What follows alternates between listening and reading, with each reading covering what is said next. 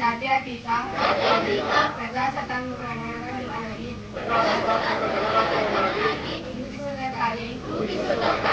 ಭಾರತದ ಎಲ್ಲ ಪ್ರಜೆಗಳಿಗೆ ನಾವು ಒಂದು ದೇಶವನ್ನ ಹೇಗೆ ನಡೆಸ್ಕೊಂಡು ಹೋಗ್ಬೇಕು ಅನ್ನುವಂತಹ ಒಂದು ಪರಿಕಲ್ಪನೆ ನಮ್ಮಲ್ಲಿ ಇರಲಿಲ್ಲ. ಆ ಪರಿಕಲ್ಪನೆ ಬಂದದ್ದು ನಮಗೆ ಸಂವಿಧಾನ ರಚನೆ ಆದ್ಮೇಲೆ 1950 26ನೇ ತಾರೀಕು ಜನವರಿಯಂದು ಸಂವಿಧಾನವನ್ನ ನಾವು ನಮಗೆ ನಾವೇ ಅರ್ಪಿಸಿಕೊಂಡಂತಹ ದಿನದಲ್ಲಿ.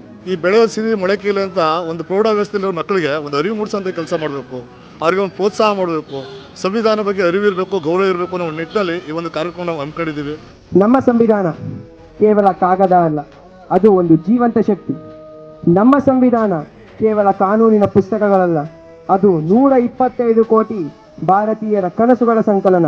ಸಂವಿಧಾನ ಎಂದರೆ ಮೂಲಭೂತ ಹಕ್ಕುಗಳು, ನಿಯಮಗಳು, ಕಾನೂನಿನ ಮೂಲಕ ಒಂದು ಸಂಸ್ಥೆಯನ್ನು ಅಥವಾ ಒಂದು ದೇಶವನ್ನು ಆಳುವುದಕ್ಕೆ ನಾವು ಸಂವಿಧಾನ ಅಂತ ಕರಿತೀವಿ. 1947ರಲ್ಲಿ ಭಾರತವು ಸ್ವಾತಂತ್ರ್ಯ ಪಡೆದ ನಂತರ ಭಾರತಕ್ಕೆ ಒಂದು ದೃಢ ಮಾರ್ಗಸೂಚಿ ಬೇಕಿತ್ತು.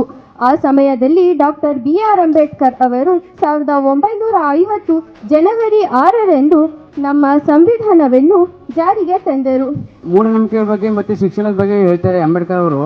ಅಂಬೇಡ್ಕರ್ ಪ್ರತಿಮೆಗಳು ನೋಡಿದಿರಿ ನೀವು, ಅವ್ರು ಎಷ್ಟು ಪ್ರತಿಮೆಗಳಿದಾವೆ. ನಮ್ಮ ದೇಶದಲ್ಲೇ ಸುಮಾರು ಇವೆಯಪ್ಪ, ಅದೇ ಅಲ್ಲದೆ ಬೇರೆ ದೇಶದಲ್ಲೂ ಇದೆ. ಅಂದರೆ ಅವರು ಎಷ್ಟು ಮಟ್ಟ ಓದ್ತಿದ್ರು ಅಂದರೆ ಬೇರೆ ದೇಶದವರೆಲ್ಲ ಅವ್ರ ಪ್ರತಿಮೆ ಮಡಿಕೊಂಡು ಪೂಜಿಸಿದ್ದಾರೆ. ಈಗ ಅವ್ರ ವಿಚಾರಗಳನ್ನ ಅವರು ಅರಿಸ್ಕೊತಿದ್ದಾರೆ. ಅದು ನಮ್ಮ ದೇಶದಲ್ಲಿ ಏನಾಗ್ತಿದೆ, ಬರೀ ಪ್ರತಿಮೆಗಳೇ ಜಾಸ್ತಿ ಆಗ್ತಿದೆ ಅಷ್ಟೇ, ವಿಚಾರಗಳು ಕಡಿಮೆ ಆಗ್ತಿವೆ.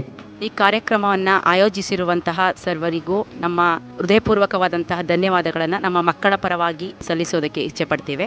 ನಾವೆಲ್ಲ ಭಾರತೀಯರೆಂಬ ಭಾವ ಮೂಡಲಿ, ನಮ್ಮಲ್ಲಿ ಭೇದ ಭಾವ ಪ್ರಭು ದೂರ